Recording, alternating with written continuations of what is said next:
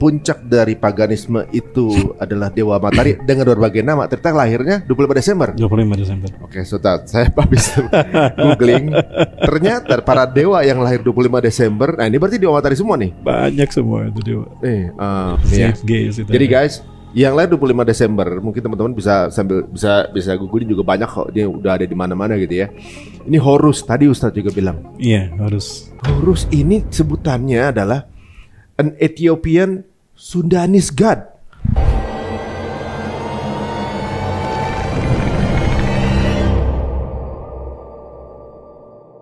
Assalamualaikum warahmatullahi wabarakatuh. Teman-teman semuanya, kembali lagi Cerita Untung. Dan kali ini sebuah hal yang tentunya akan menjadi sesuatu yang mind blowing, karena ternyata Indonesia adalah pemilik peradaban tertua di dunia. Ayo kita tanya dengan guru kita Ustadz Rahmat Baikuni.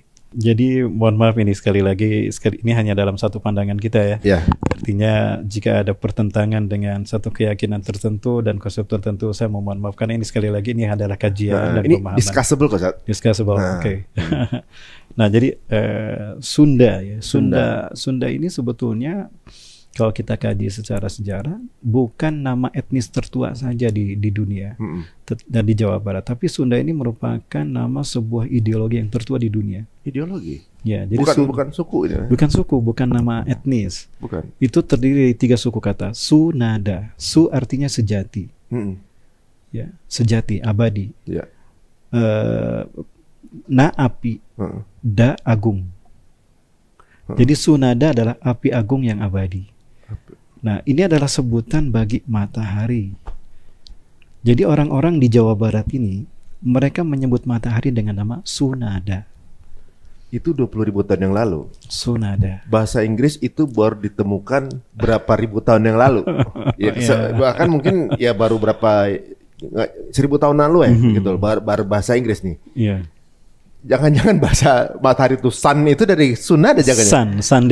Sunday. Jadi lebih awal Sunada dibanding Sun. Lebih awal dari Sunada. Lebih awal Sunada daripada Sunday. Sebagai matahari nih. Ya. Oh. Hari di mana Dewa Matahari lahir, dan Dewa Matahari itu lahir tanggal 25 Desember. Ini memang begitu, Ustaz? Memang begitu. Itu mitos. Jadi semuanya merupakan bagian lahir dari mitos alegoris matahari. Jadi ternyata Dewa Matahari yang kita bilang dari awal tadi, bahwa puncak dari paganisme itu adalah Dewa Matahari dengan berbagai nama. Ternyata lahirnya 25 Desember. 25 Desember. Oke, Ustaz, saya habis googling. Ternyata para dewa yang lahir 25 Desember, nah ini berarti Dewa Matahari semua nih. Banyak semua itu dewa. CFG. Jadi guys, yang lahir 25 Desember, mungkin teman-teman bisa googling juga banyak kok. Dia udah ada di mana-mana gitu ya. Ini Horus, tadi Ustadz juga bilang. Iya, Horus. Horus ini sebutannya adalah an Ethiopian Sundanese god. Ya Allah. Jadi ini udah Sundanese juga nih. Baik. Ini bukan orang Indonesia yang bikin nih. Lahir 25 Desember. Oh, dan polanya Ustadz. Lahir 25 Desember dan ibunya masih perawan. Iya. Wow. Iya. Oh, ini yang lahir 25 Desember dengan ibu perawan. Ini list Tuhan-Tuhannya ya, teman-teman ya. Nanti dijadikan discussion aja. Yang pertama Horus, tadi udah disebut sama Ustadz. Dan juga qadarullah ini kok bisa sama Sudanese God juga.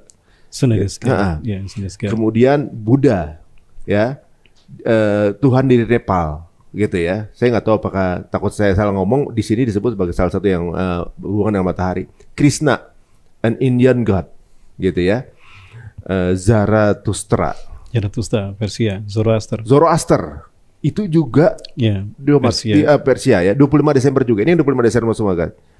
Hercules, Tuhan Yunani, juga lahir 25 Desember. Mitra, Tuhan Persia. Enggak, itu Romawi. Mitra itu Romawi. Mitra itu Romawi. Oh, di sini dia karena Romawi dulu dijajah Persia, sehingga peradaban Persia dan bahasa Persia berpengaruh pada Romawi. Nah, ini ada tahunnya juga nih.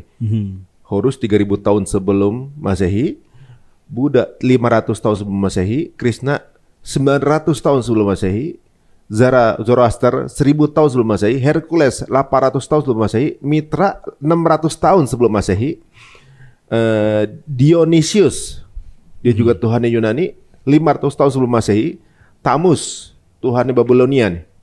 Ini 400 tahun sebelum Masehi. Hermes. Wih, merek ini dong. Tas mewah nih. Berarti itu tasnya itu Tuhan zaman dulu tuh. Hermes. Yang bukan Tuhan, apa namanya? Sesembah zaman dulu tuh. Ini apa namanya? Oh ya, ini Yunani juga. Sama-sama 25 Desember juga 200 tahun sebelum Masehi. Adonis. Phoenician apa sih? Suku Phoenicia. Dia 200 tahun sebelum Masehi. Baru kemudian yang ini Tuhan bangsa Romawi. Di sini sebutnya sebagai Jesus Christ ya. Maksudnya ini hanya Tuhan yang tanggal 25 Desember dan mungkin ini sebuah kebetulan ya, kita nggak tahu, nanti kan dibahas ya.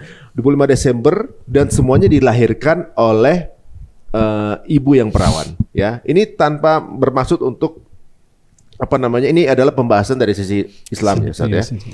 Oke. Ini menarik karena sumber ini bukan didapatkan dari penulis Muslim, ini nggak ada nih. Ini dari buku The World 16 Crucified Saviors, Kelsey Graves, Christianity Before Christ, John G. Jackson, Who is the Kings of Glory, Alvin Boyd, Bible Myth and Their Parallel in Other Religion, T.W. Doan, Nailed 10 Christian Myth That Shows, ini Pak ada sebut nama tuannya mereka jadi nggak enak. David Vigilant, gitu. Titik-titik Never Exist, Kenneth Humphrey, Caesar's Messiah, Joseph Atwill. Ini banyak nih. Jadi di buku ini banyak. Dari buku-buku tersebut tertulis bahwa sesembahan yang lahir 25 Desember dari ibu yang perawan. Nah, ini relate dengan apa yang dibilang Ustaz bahwa Dewa Matahari disebutkan lahir tanggal 25 Desember.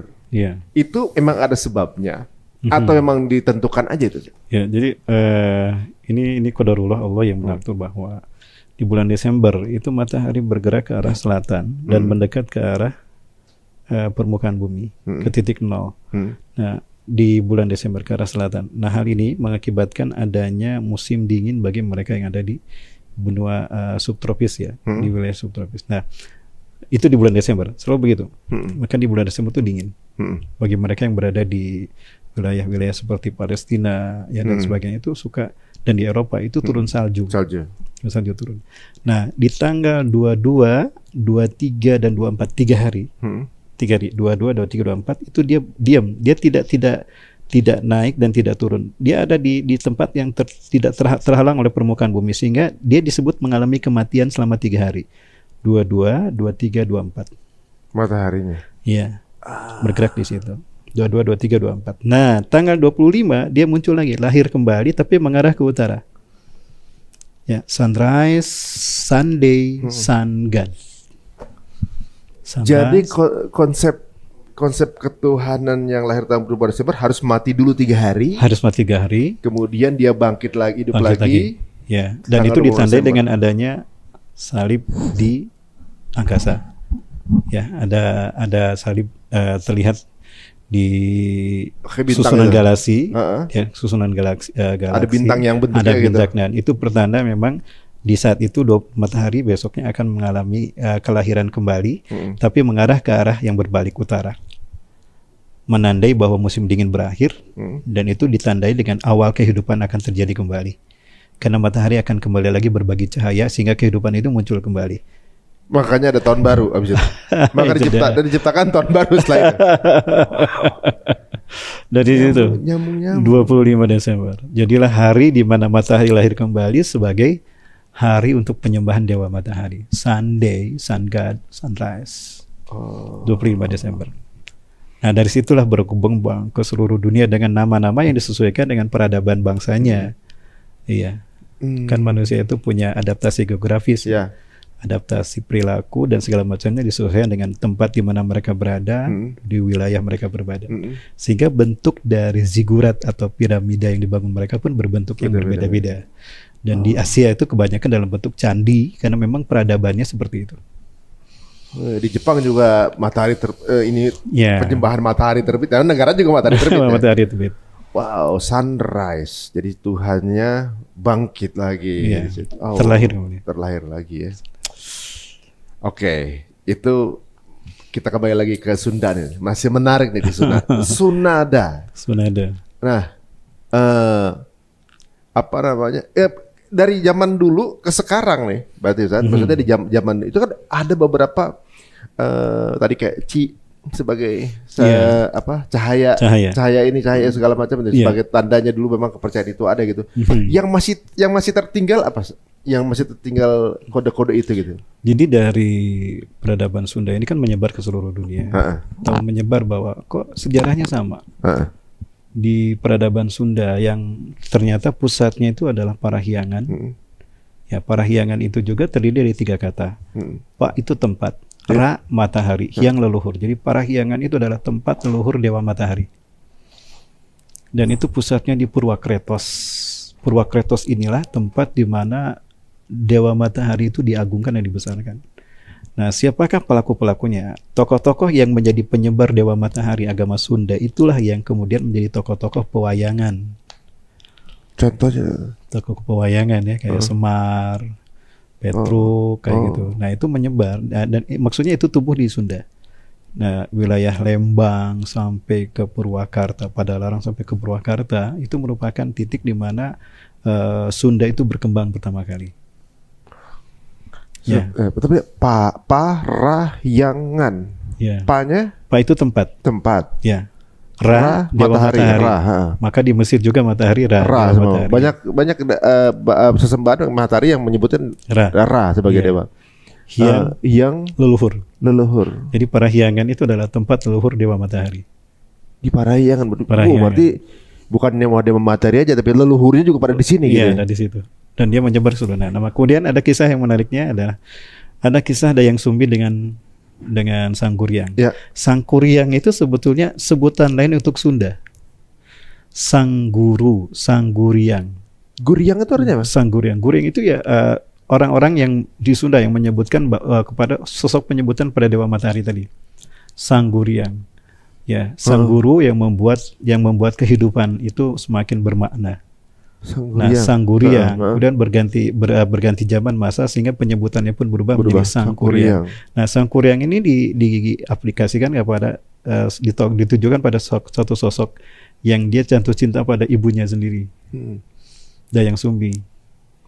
Nah, namun ini tidak sempat menikah walaupun dia saling cinta. Namun di peradaban lain itu mirip juga, kayak di Namrus ya. Namrus ini dia jatuh cinta pada ibu kandungnya, Semiramis, dan itu betul-betul menikah. Terjadinya incest itu di zaman Namrus. Namrus ya? Ya, dan Namrus ini cerdas. Dialah yang membangun peradaban Babylon.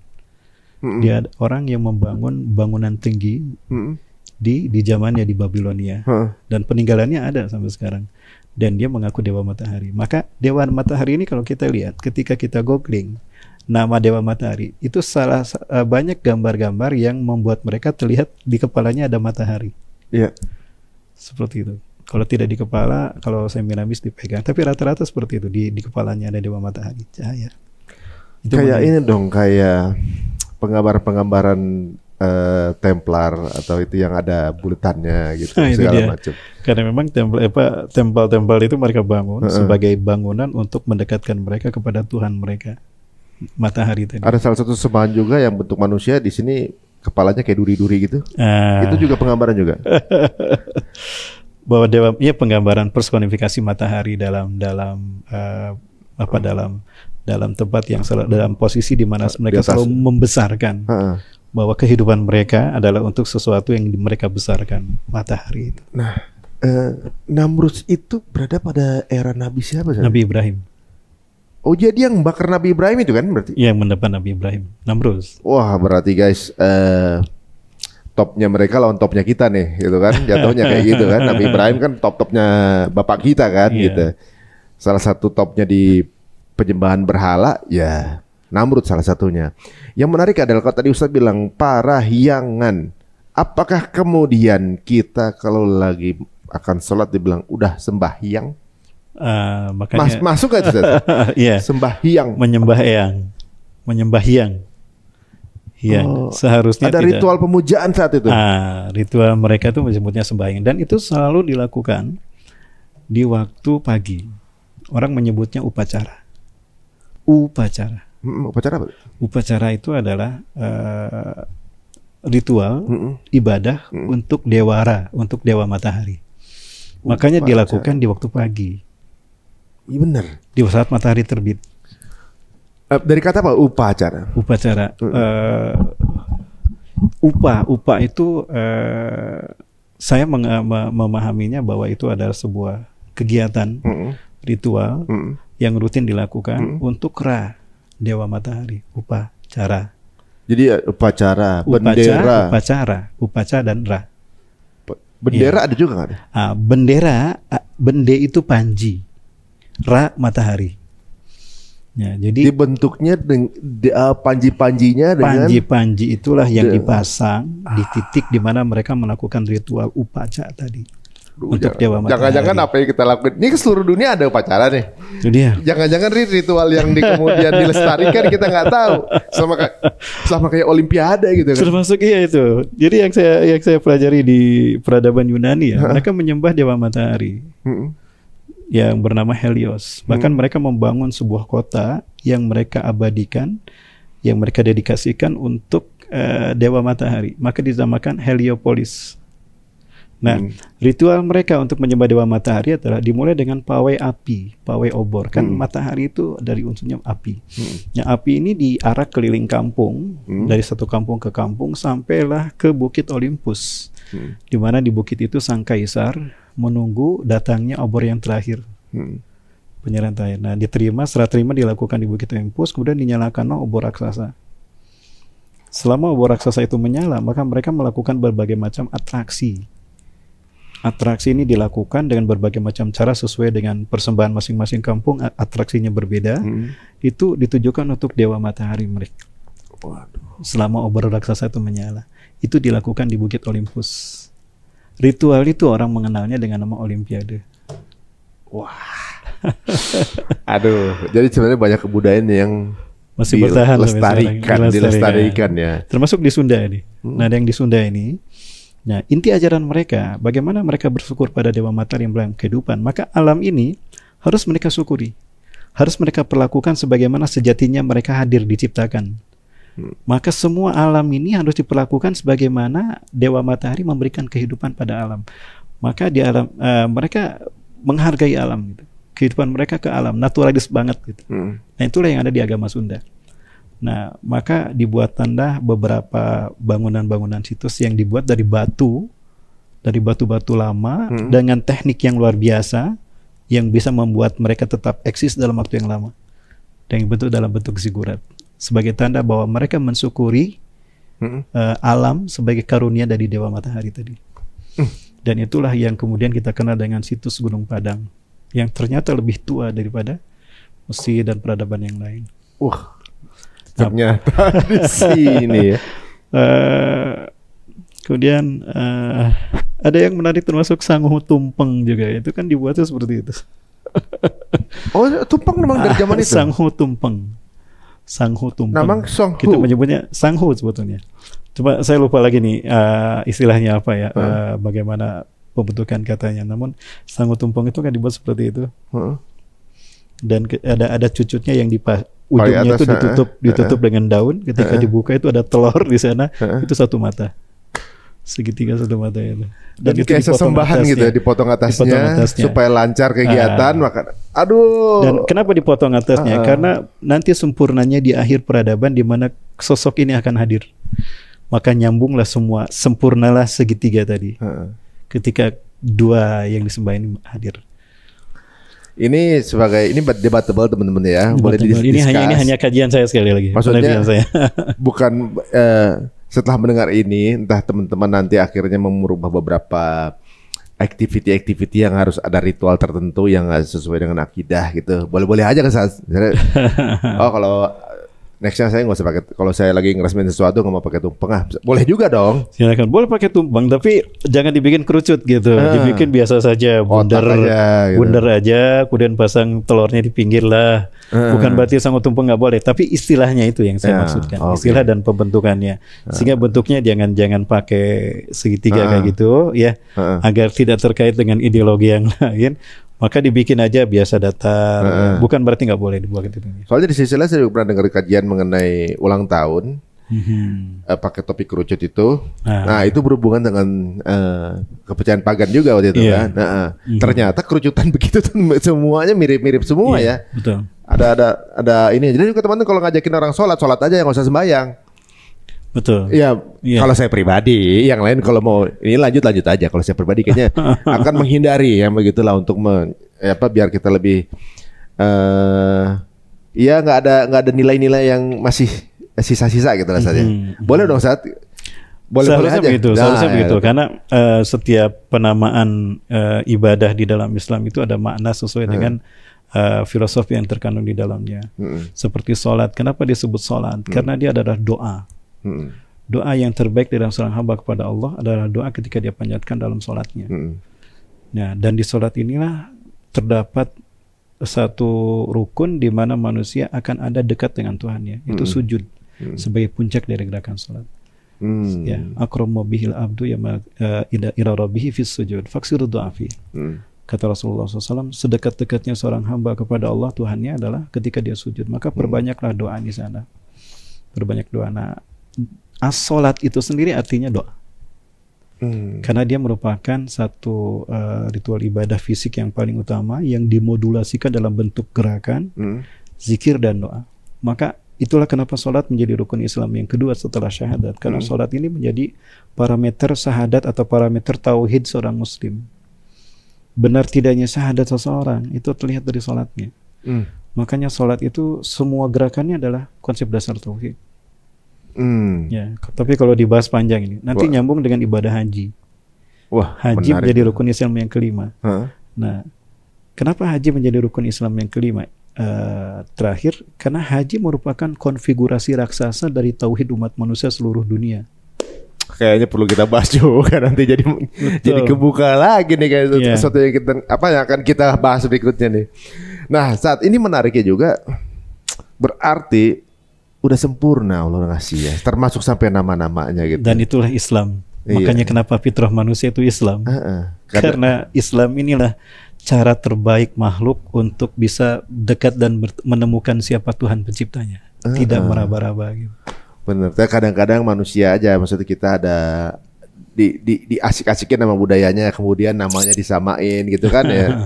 Tapi kalau setelah mendengar ini benar-benar ada beberapa perubahan ya kita dalam memandang sesuatu, bahwa memang ini sebuah battle yang nggak berhenti dari zaman Nabi Adam turun sampai akhir zaman. Ini battle yang nggak pernah berhenti, dan ini baru agak kebuka sedikit nih saat, walaupun saya mungkin menghindari menyebut salah satu nama kepercayaan. Kalau nggak salah dengar, ini bisa aja saya salah, bahwa umat Yahudi mengakui Islam dengan Yahudi sama monotheis. Dia juga mengakui sebenarnya Tuhannya sama sebenarnya. Cuma dia lebih agung karena lebih duluan. Islam dianggap mengekor dan juga mencontek Talmudnya dia, Tauratnya dia gitu, dibilangkan gitu.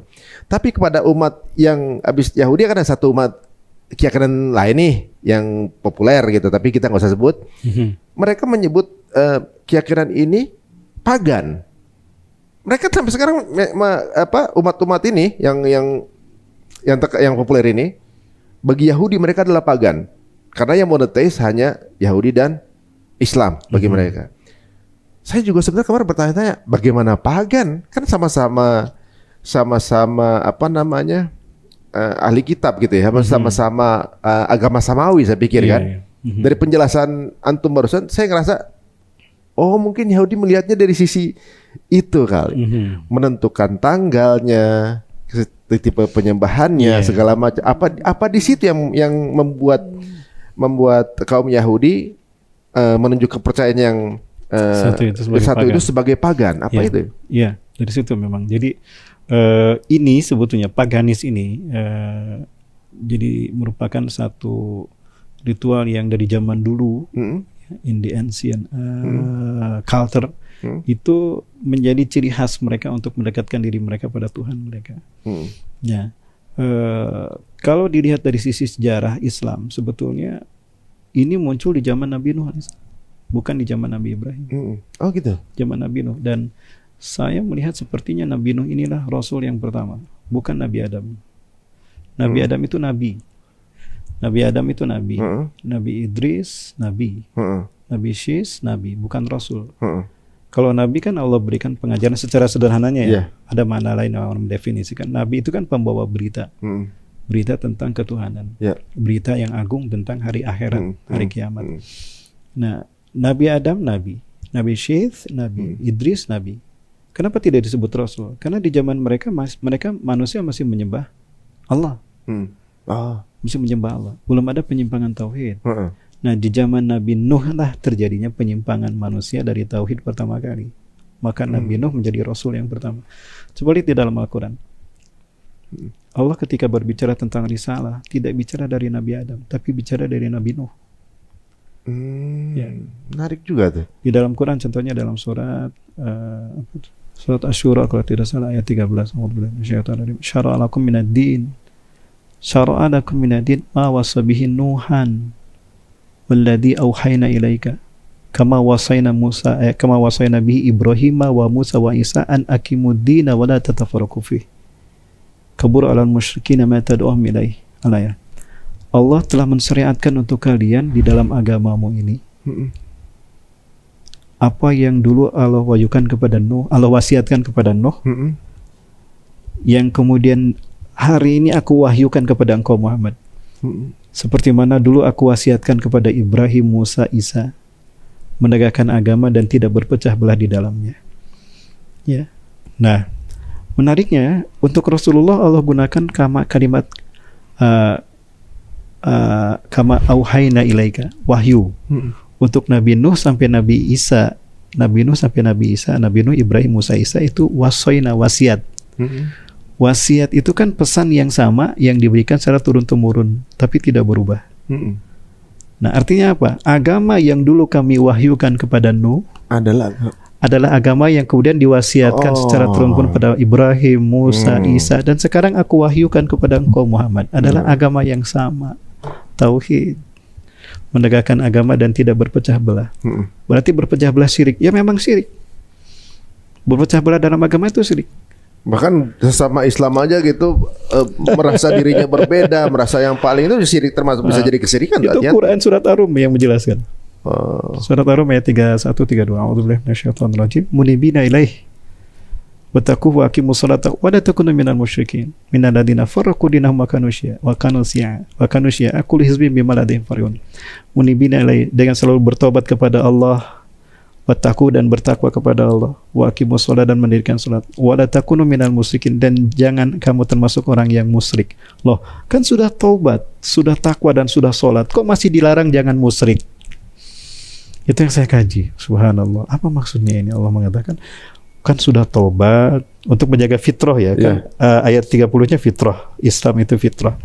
Nah, kemudian dengan cara bertobat, bertakwa dan sholat untuk menjaga manusia agar tetap pada fitrahnya tadi Islam. Jangan termasuk orang-orang yang mempersekutukan Allah. Artinya kemusyrikan ini bisa jadi dilakukan oleh orang yang selalu bertobat, takwa dan sholat. Iya. Jadi orang yang selalu bertobat pada Allah, takwa dan sholat, belum tentu dia selamat dari kemusyrikan. Pertanyaannya, kemusyrikan macam apa yang bisa dilakukan oleh orang yang selalu taubat, takwa dan salat? Minal ladzina farraqu dinahum, yaitu orang-orang yang memecah belah agama mereka menjadi golong-golongan.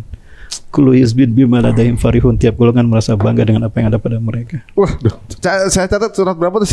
Surat Ar-Rum. Ar-Rum ya. Surat ke-30 ayat 30 sampai 32. Oke. Ayat 30-nya kan berbicara tentang Islam itu fitrah manusia. Ar-Rum. Teman-teman boleh catat itu ya. Ini menjadi pembelajaran kita. Ar-Rum ayat 30, 31, 30 sampai 32. Ya, mudah menjadi bahan evaluasi juga buat saya pribadi dan juga teman-teman ya. Ini menarik ya bahwa kalau dibilang memang ketauhidan itu diajarkan dari Nabi Nuh, memang Nabi Nuh adalah nabi pertama, rasul yang pertama. Rasul yang pertama yang mukjizatnya dahsyat gitu. Dengan cobaan nggak dipercaya. Mirip-mirip kan kita kan. Nabi Nuh tuh sempat dibully kan. Kamu ini disebut gila. Nabi Ibrahim pun begitu juga gitu. Bikin perahu di gunung ya, bukan di laut, bukan di pantai. Di pantai. Dibully lah dia kan, dibully. Nabi Ibrahim juga dibully juga kan sama orang penyembah berhala kan. Kemudian Nabi Isa juga dibully juga. Nabi Muhammad juga SAW dibully juga gitu. Bahkan kalau Nabi Adam dibulinya sama iblis kan gitu kan. Sama Ajazil. Sama Ajazil. Jadi guys, kalau sekarang kita merasa sebagai muslim tapi sukanya membuli, kita pikir lagi deh guys. Jadi udahlah. Selama bersyahadat berarti kita saudara gitu ya. Berbeda pandangan hal yang bisa kita diskusikan gitu kan.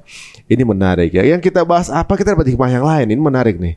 Waduh, kita kembali lagi ke topik kita lagi ya. Ini sebagai pembelajaran. Enaknya begitu kalau kita mempelajari membuka kemungkinan penafsiran yang lebih luas. Jadi agama ini holistik ternyata gitu ya. Luas gitu ya. Dan sekarang ini kalau setelah Ustadz bilang kan dari awal dari Nabi Nuh. Sebelum ada Nabi Nuh belum ada kepercayaan yang aneh-aneh gitu kan. Baru setelah Nabi Nuh. Dan kalau dari perbincangan kita bisa jadi kalau awal dari paganisme atau kepercayaan berhala itu berawal dari dataran Indonesia. Saya dapat info juga bahwa kapal Nabi Nuh kayunya hanya ditemukan di Indonesia. Nah ini unik karena kan sekarang yang percaya perahunya ada di Turki kan? Nah, Turki apa Azerbaijan saya lupa. Turki Utara, di Bukit Judi. Di Bukit Judi, di atas gitu kan? Iya, Turki Utara. Tapi bahan kayunya ditemukannya di dataran Indonesia. Asia gitu ya. Betul, Indonesia bisa jadi. Karena Nabi Adam diturunkan di Asia. Nabi Adam itu diturunkan fi makanin a'la fawqa. Maaf saya potong. Nabi Adam itu diturunkan di tempat tertinggi di muka bumi.